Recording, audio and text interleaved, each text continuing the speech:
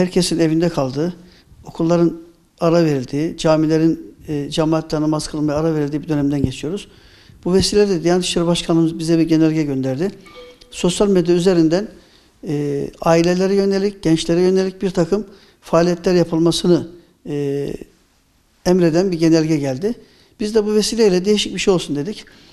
Üniversitede okuyan öğrencilerimize yönelik Yusuf Suresi'nden hayatıma notlar diye böyle bir başlık belirledik. Bu başlık çerçevesinde bu yarışmaya katılmasını istedik öğrencilerimizin, üniversite öğrencilerimizin. 300 tane öğrencimiz buna müracaat etti. Biz öğrencilerimizden şunu isteyeceğiz. Yusuf Suresi'nin tefsirini her bir öğrencimiz okuyacak. Okuduktan sonra da oradan ne anladı? Ne anladığını bir kompozisyon halinde yazacak.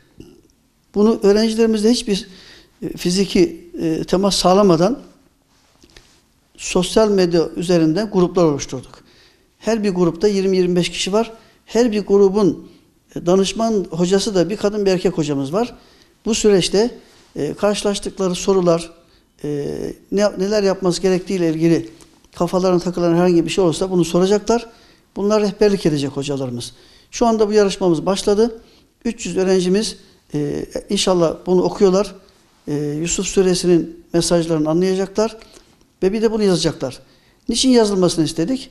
Gençlerimizin yazmayla alakalı bir takım eksikleri var. Okuduğunu anlıyor.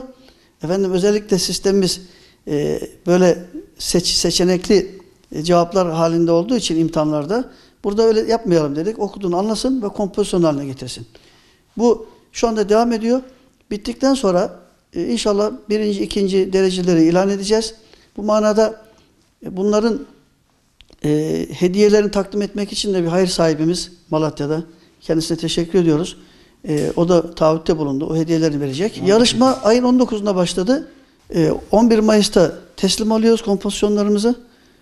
Kadir Gecesi'nde de inşallah bunu sonuçlandırmış olacağız. Üniversiteden, Milli Eğitim'den bir seçici kurulu oluşturduk. Bunlar bu kompozisyonları bakacaklar, seçecekler. 1. 2. 3. Kur'an-ı Kerim'de çok önemli bir kısmı olan, gençlere hitap eden, gençlere çok önemli mesajlar veren, değerler eğitiminin hepsinin içine kapsayan belki böyle bir sureyi biz okumak, anlamak istiyoruz diye şu anda elhamdülillah 300 tane gencimiz bu Yusuf Suresinin tefsirini okuyor. Bunlarla alakalı hocalarımıza soruyorlar. Onlar da yardımcı oluyorlar. Bu inşallah hayra vesile olmasını biz niyaz ediyoruz ki hayra vesile oldu. 300 öğrencinin Yusuf Suresini okuyup anlaması ve bununla ilgili bir kompozisyon yazması çok olağanüstü bir şey. Yusuf Suresi malumunuz orada bir çocuğun hikayesi, bir gencin hikayesi ve çok sıkıntılı yollardan geçen nefisle yaptığı bir mücadele var. Kendisinin karşılaştığı bir takım sıkıntılara karşı gösterdiği Allah'ın emirlerini ne pahasına olursa olsun Allah'ın emirlerini yapmaktan, yerine getirmekten taviz verilemeyeceğinin çok somut, müşahhas örneğini, modelini bize Yusuf Peygamber burada gösteriyor. Bir babanın buradaki evlatlarına karşı sevgisini anlatıyor.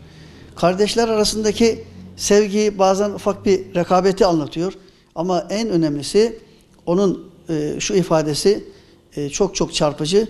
Kendisinin bir nefisle mücadele, nefisle bir mücadelesi karşısında söylediği ifade, ben böyle bir hataya düşmektense hapislere düşmek benim için çok daha sevimlidir demek suretiyle Allah'ın yasak ettiği bir davranış karşısında nasıl bir duruş sergilediğini bize çok müthiş bir şekilde anlatıyor.